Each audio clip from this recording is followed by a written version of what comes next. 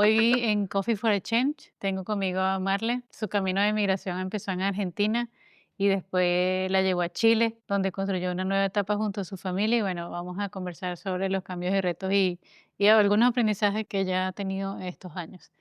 Y nada, bienvenido Marle, bienvenido a Coffee for a Change. Hola, gracias, encantada de estar aquí en el programa. Para comenzar, cuéntanos de qué parte de Venezuela eres, quién es Marlene. Bueno, Marlene es hija de migrantes colombianos. Viví y nací en Venezuela. Me crié en Los Teques, estado Miranda. De ahí es cuando digo que mis padres son inmigrantes colombianos, es porque en todo mi proceso migratorio he tenido que utilizar también esa nacionalidad, ¿no? Porque en vista de que al venezolano nos ha costado tanto el tema de los papeles, Ay, pues tuve sí, que optar por tener la nacionalidad de mis padres y con eso poder ingresar también, por lo menos acá a Chile. Porque el primer país donde emigré fue para Panamá, donde estuvimos un año. Mis hijos estaban muy chiquititos. Eso fue en el año 2010, te hablo. Nos fuimos de Venezuela porque a mi esposo le ofrecieron trabajo. Increíble, era yo la que trabajaba para la empresa, pero la wow. empresa terminó ofreciéndole trabajo a mi esposo, una empresa de transporte. Y nos fuimos, o sea, fue una cosa muy loca porque la cosa en Venezuela en el 2010 estaba mala, pero coño, no tanto. No tanto, sí. Entonces, bueno, nosotros decidimos irnos, mi hija estaba chiquitita, tenía 6 meses cuando nosotros nos fuimos y Fer tenía como 3 años, 3 años y medio. Fue bastante difícil, primero porque los chicos estaban pequeños, solo trabajaba Alberto, yo no tenía a nadie, o sea, tenía una prima, pero no era una prima como muy cercana. Lo vivimos y lo vivimos como complicado porque no tienes quien te apoye con los chicos cuando están tan pequeños y uno se frustra. Dejas de tener incluso tiempo con tu compañero de vida, con Alberto, dejé de tener tiempo y, y se acumularon como muchas cosas, ¿no? Entre peleas, todo, de todo lo que puede pasar. El niño ni siquiera estaba estudiando, entonces yo era una madre dedicada completamente a los dos chamos en casa, cuando nunca había pasado así, porque yo trabajo desde que tengo 16 años, así que sí me pegó mucho. Creo que esa fue una de las cosas por las que nos regresamos a Venezuela. Y tuviste un año en Panamá. Sí, esa fue mi primera migración. Después de ahí que nos regresamos para Venezuela, regresamos con poco, de verdad, porque nosotros hemos entregado un departamento, em, habíamos vendido el auto, la moto, o sea, habíamos entregado todo. Fuimos, obviamente gastamos plata, todo lo demás, y cuando regresa, pues ya la plata que traes no es la misma porque todo había subido. Un departamento que no sé, creo que estaba en 350.000 bolívares en aquel entonces, te hablo como de cifras así, a lo loco. Cuando nosotros volvimos ya era el doble, eran 700.000. Entonces imagínate ya, olvídate que ahí no podíamos volver a vivir. Y tuvimos que regresar a casa de mi mamá. Entonces nos sentíamos como arrimados. En serio, era una cosa muy, No era muy lo que difícil. esperabas, pues, no era lo que te No, imaginabas. no, no, no, no, no, porque tú te imaginas como que me voy a progresar, la cosa va a estar súper buena, voy a reunir un dinero, o al menos esa es la mentalidad que uno tiene, ¿no?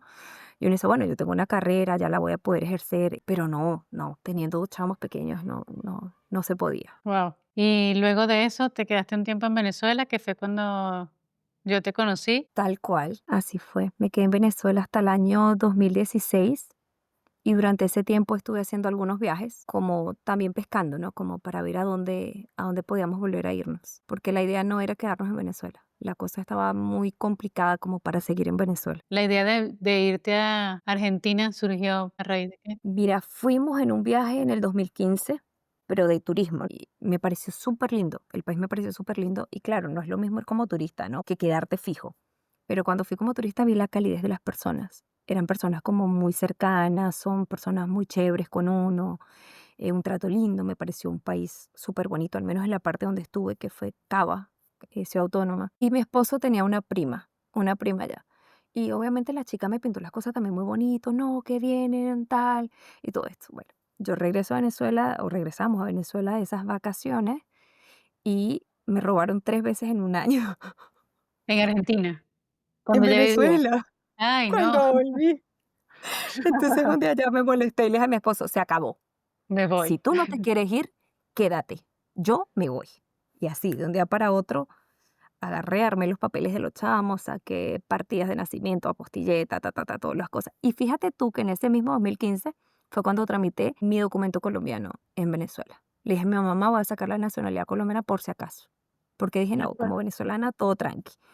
Pero me la llevé por si acaso. Y bueno, nada, decidimos irnos para Argentina. Y cuando llegamos a Argentina fue increíble porque llegamos en pleno invierno Y el frío era cuando salimos del aeropuerto, el frío era una Oh. cosa que te temblaban, yo creo que los huesos, los dientes, casi que el cabello te temblaba. Y estamos hablando de que llegaste a la capital de Argentina. Sí, llegamos a Buenos Aires, un 17 de julio del 2016.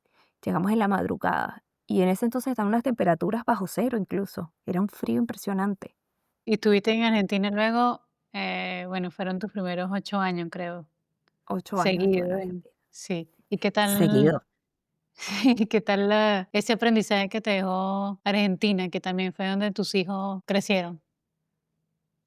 El adaptarse a ellos fue mucho más rápido. Creo que los chicos, uno cree que a ellos les va a pegar más y no, no es así. La verdad, yo lo he vivido con ellos y se adaptaron muy rápido a todo este cambio. Ellos hicieron amiguitos más rápido, les gustaba cómo era la gente, la comida también les gustaba. Y de repente ya llegaban a la casa y no me hablaban de, hola mamá, ¿cómo estás? Sino que de repente decían, che, vos no sabés qué pasó, mamá. Y tú decías, ay Dios mío, pero este muchacho acaba de, ¿ves? Ese tipo de cosas. Se adaptaron a todo. De repente te pedían, no sé, un mate, en vez de pedirte, no sé, un café. Café. Y el desayuno era un Claro. croissant en vez de una arepa. Y el desayuno te pedían facturas. Facturas son como unos pancitos dulces, unas cositas muy ricas que ellos desayunan allá. Ese tipo de cosas. Pero para ellos la adaptación fue mucho, mucho más sencilla. Yo, la verdad, conseguí trabajo muy rápido. Pero en este proceso, tú dices, bueno, era lo que te comentaba que me pasó en Panamá, que yo decía, bueno, yo estudié, tengo una carrera, soy profesional, porque yo soy licenciada en administración y tengo un TCU en contabilidad. Y yo decía, bueno, esto me sirve de algo. No, mi amor, yo llegué a Argentina y trabajé en un kiosco como un mes. 20 días trabajé en un restaurante, atendiendo mesas, limpiando baños y toda vaina. Después trabajé en una tienda de ropa, 9 meses.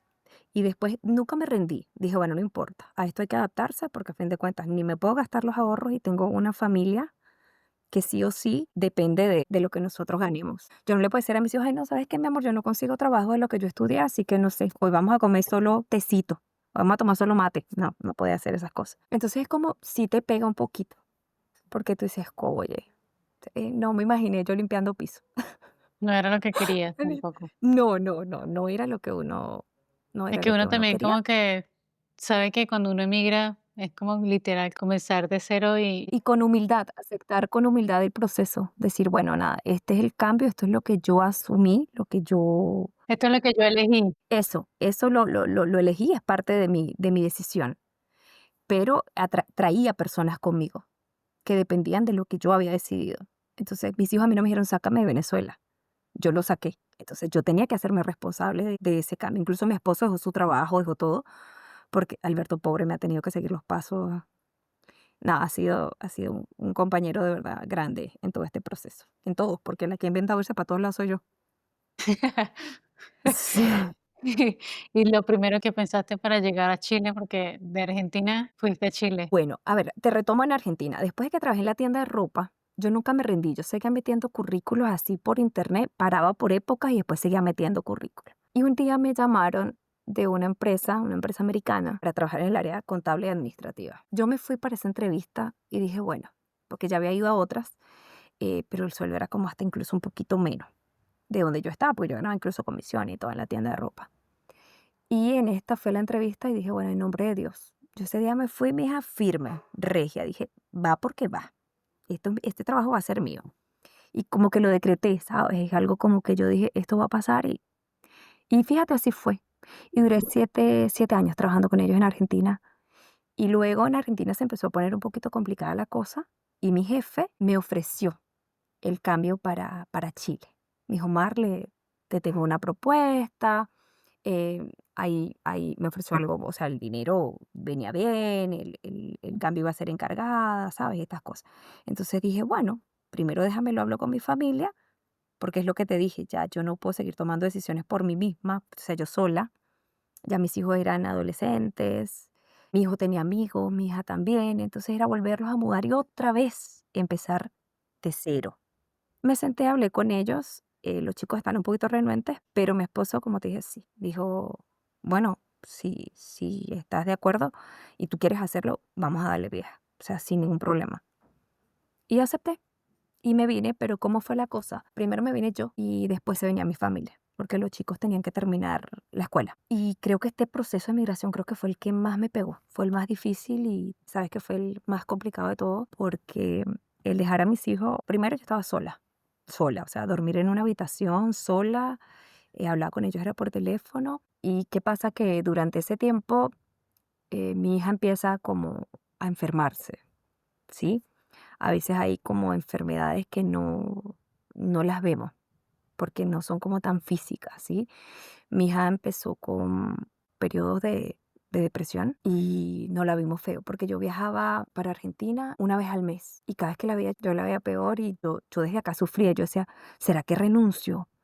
Y me planteé eso, dije, porque también te sientes como mala madre, ¿no? Porque tú dices, wow, yo por aquí, Alberto solo con los chicos allá, mi hija con todo esto que está pasando. Ya me había quedado, o sea, había venido con este trabajo para acá, pero yo le decía a mi jefe, no, mira, ¿sabes qué? Voy a renunciar. Me decía, bueno, pero vuelves a Argentina y olvídate, mi amor, que no hay trabajo.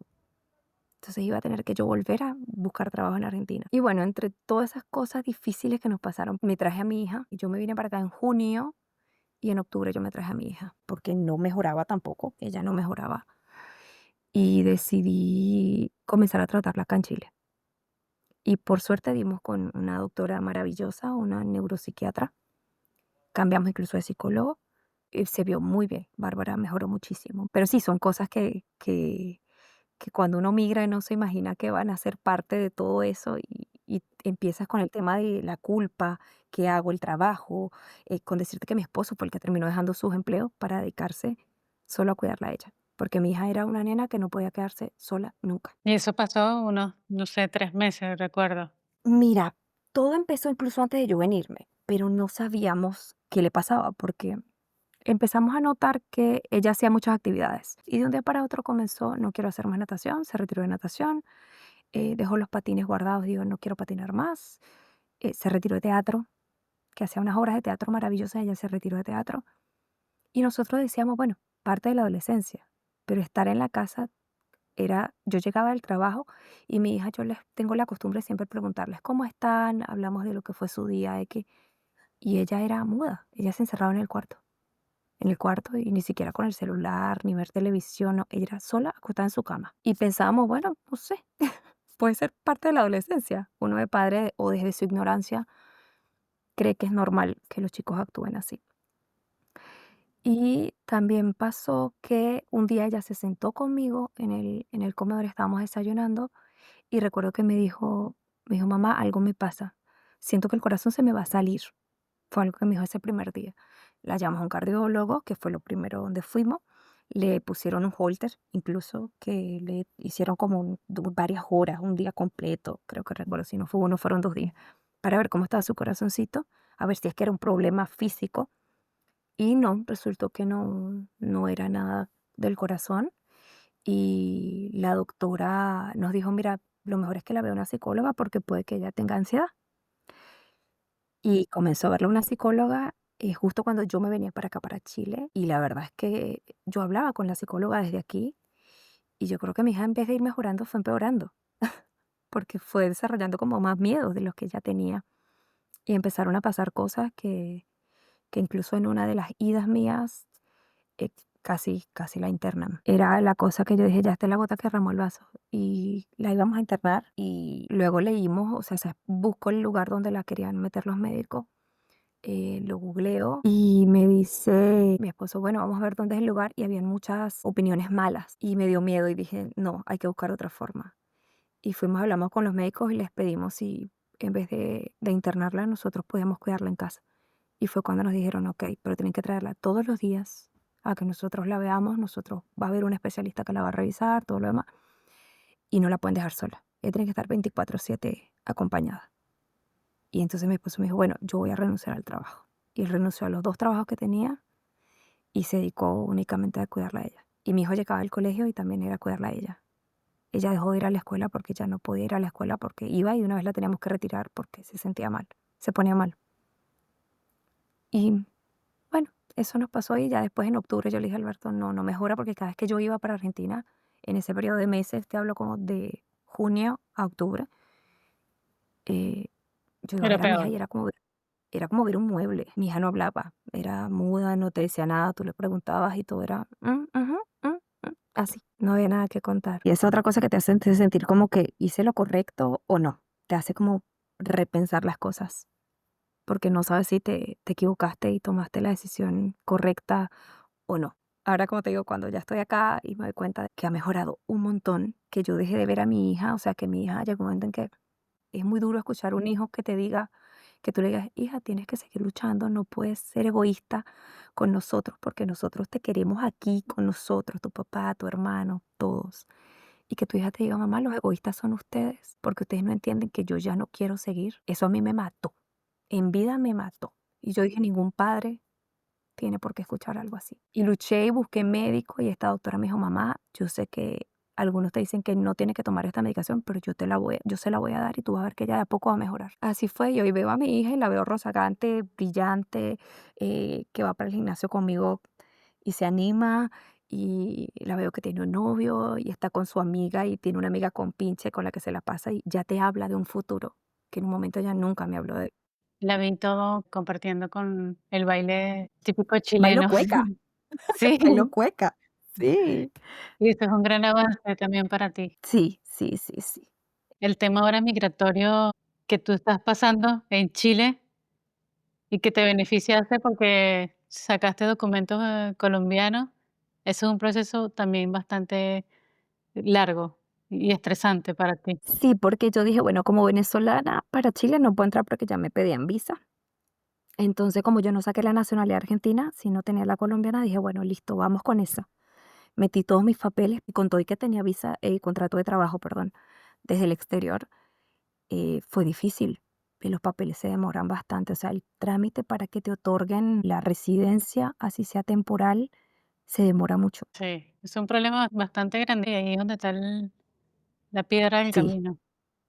sí, porque ahora hay un cambio también para la empresa. La empresa me ofreció algo más, pero sí o sí ellos, aparte del documento de acá, que es la residencia temporal, me piden como que tener el documento mío con el que yo entré al país actualizado. Y ya mi pasaporte colombiano se vence en noviembre. Entonces tenía que volverlo a sacar. Y señores, relean, superlean las partidas de nacimiento, porque he tenido que hacer un trámite gigantesco, pagar por todos lados para rectificar una partida de nacimiento en la que por error colocaron el DD de mi mamá doble. Entonces ella no solo es Ligia de Ruiz, sino Ligia de Ruiz. Y por ese D extra he tenido Sí, que hacer un papeleo, pero impresionante, impresionante. Pero bueno, el documento colombiano me salvó a mí y a mis hijos, porque mis hijos están aquí también como colombianos, y fue muy rápido. Es un consulado también que a pesar de todo te agiliza muy rápido los papeles, a diferencia lamentablemente del de Venezuela que se demora bastante. sí, eso es un tema que estresa. Y no sé si, bueno, te impacta con el tema de lo que es la desrealización. Wow, a ver, la desrealización para mí ha sido una cosa, pero yo la tengo de muy chiquita. Ese es otro tema que fíjate que hasta por eso yo también me culpé con mi hija, porque Porque yo tú dije quizás sentiste que se lo heredaste. sí, sí, sí, porque fíjate, la desrealización es como, a ver, ¿cómo te explico? Es como que tú te sientes, es como se te altera la percepción. Es como que tú sientes que estás en un sueño. Todo es como irreal. Las cosas que tus ojitos ven se ven como 4D, se ven como, como que tú tuvieras la pantalla delante y tú quedas atrás. A veces es como hasta difícil de explicarlo, ¿sabes? Porque incluso se ve como una cortinita como medio nublado, se siente como irreal. Las cosas se sienten como irreal. Es como cuando tú estás en un sueño. Es como tú estar en un sueño. Así se ven las cosas. Es como si tú te vieras en 3D o lo que te Algo rodea. así, algo así. Entonces, a veces eso te produce mucho pánico. A veces te produce pánico y tú dices, me estoy volviendo loca. Y eso a mí me pasó estando chiquita, porque a mí me pasó a los 8 años, 8 a 9 años. Y a mí me vinieron a diagnosticar eso a los 25. Pasó bastante rato para que un médico me dijera realmente lo que yo tenía y yo siempre me sentí un bicho raro. Siempre dije, yo no soy normal. De verdad, yo decía, yo no soy normal porque yo veo las cosas diferente a los demás. ¿Sabes por qué? Porque yo sabía, o sea, si toda mi vida yo hubiese tenido esto, quizás no lo siento, pero yo sabía cómo era percibir las cosas antes de esos 8 o 9 años a después de ahí. Y vivir con eso es chimbo, pues. Pero con los años me Sí, quizás me acostumbré. A veces te tienes que acostumbrar a vivir con cosas que no te gustan, pero por suerte no es algo que me limita, o por lo menos ya aprendí, como vuelvo y te repito, a vivir con eso y decir, no me puedo parar porque yo tenga esta condición, porque yo tenga esta, no sé, no es como una patología, supongo que es como un trastorno, es más como un Sí, trastorno. exactamente. ¿Y tú has sentido que como el tema de la migración influyó o intensificó un poco más esa sensación? Cuando me vi sola que sí, sí, lo sentí mucho más. Me sentía casi que caminando en las nubes así, pero no por lo bonito, sino literal caminando en las nubes, como que no pisaba firme. Era Pero se como, siente, debe sentir, o sea, lo describen y se escucha bonito, no, no, no, no, no es bonito. caminando en las nubes. Eso.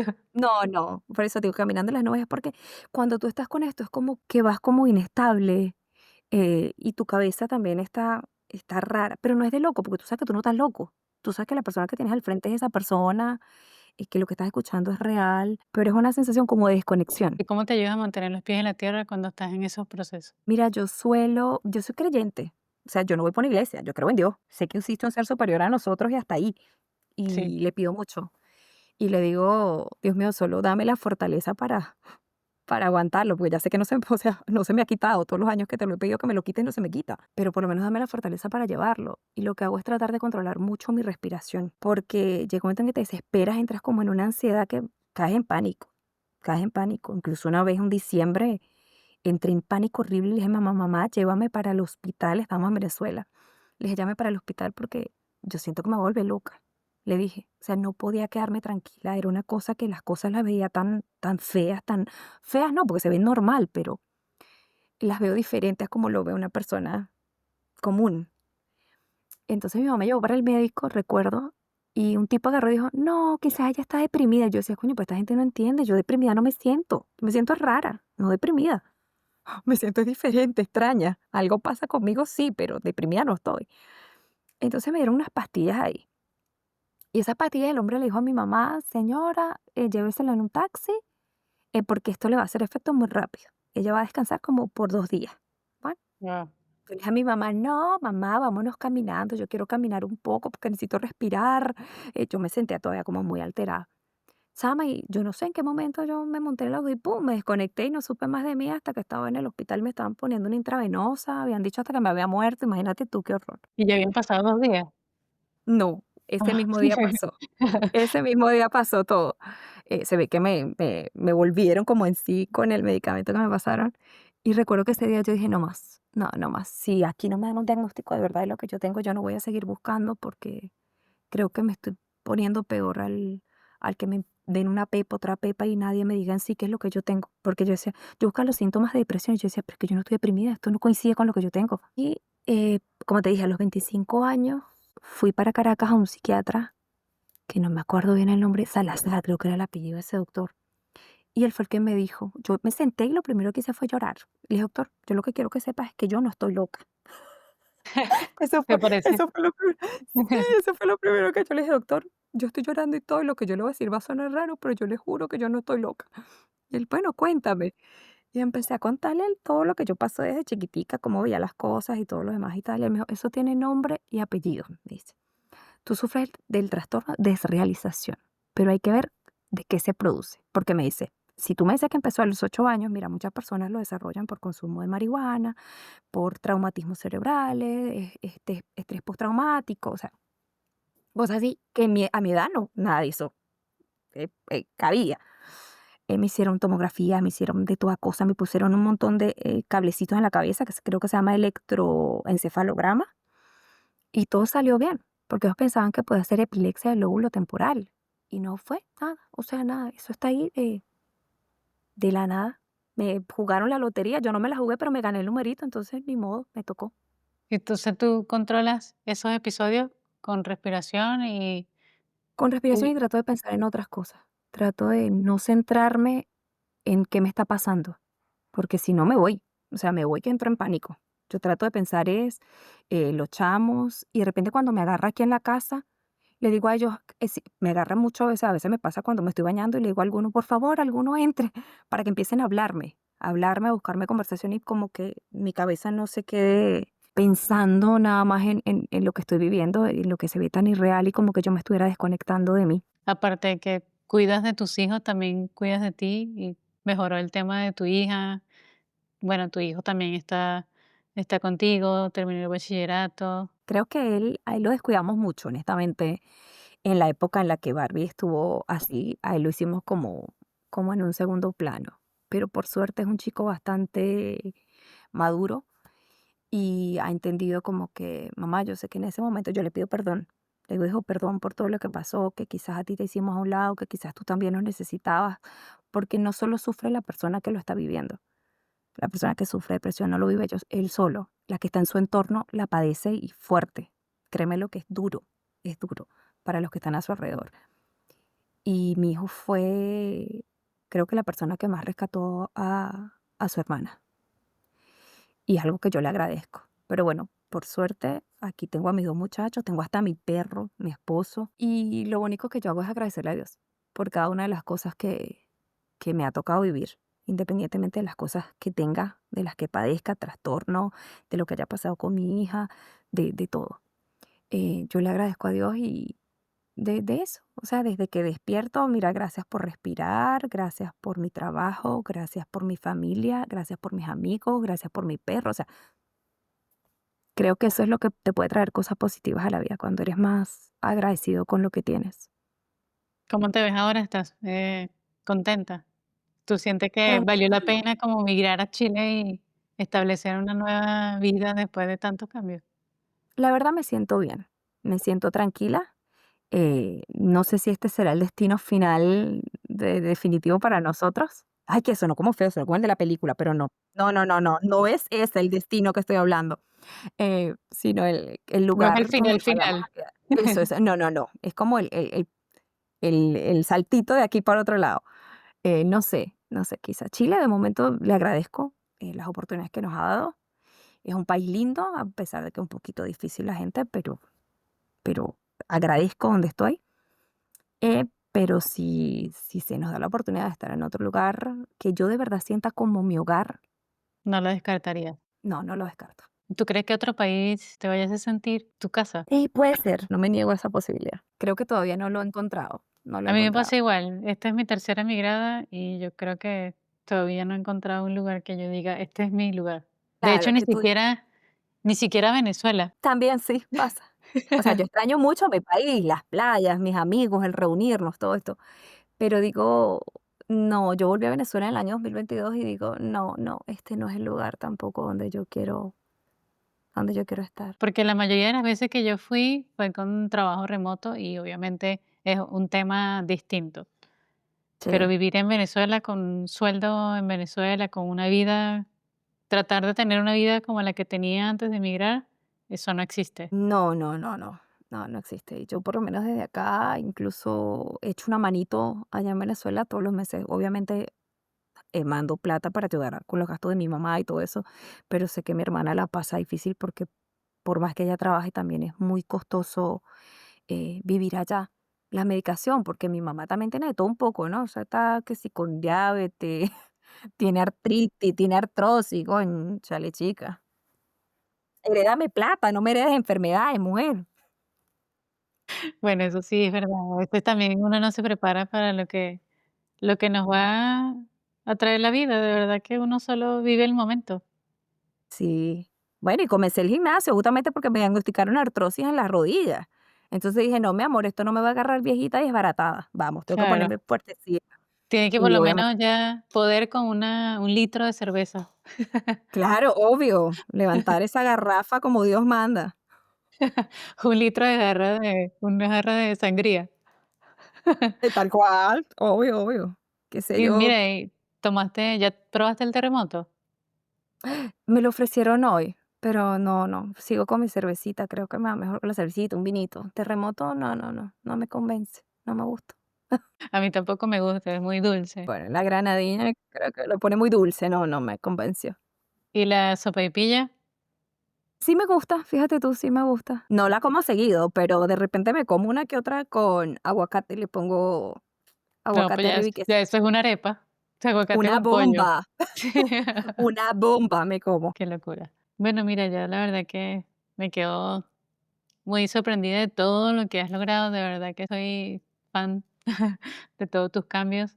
Y también verlo desde este punto es también gratificante ver que también tus hijos están contentos y que están creciendo contigo, porque también crecer en un país que no es de uno es un camino bastante lento. Sí, es algo duro, pero bueno, para eso estamos, ¿no? Los cambios siempre tienen que ser bienvenidos. Los cambios también nos ayudan. Obvio, les ayudan a crecer y yo creo que la experiencia que ellos van a ganar es lo que vale. Y qué mejor ejemplo que tenerte a ti como mamá, porque todo lo que has hecho ha sido pensando en el futuro que quieres para ellos.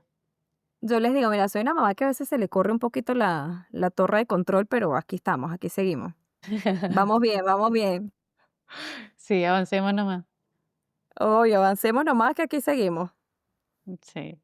Bueno, Marlene, la verdad que solo me quedan darte las gracias por compartir tu historia y mostrarnos que, bueno, la migración es un camino de retos y demasiados, y también de oportunidades. Yo creo que historias como las tuyas, wow, son de las que inspiran y nos dejan un aprendizaje, vivir procesos y buscar un rayito de esperanza en cada luz negra que uno encuentra en proceso.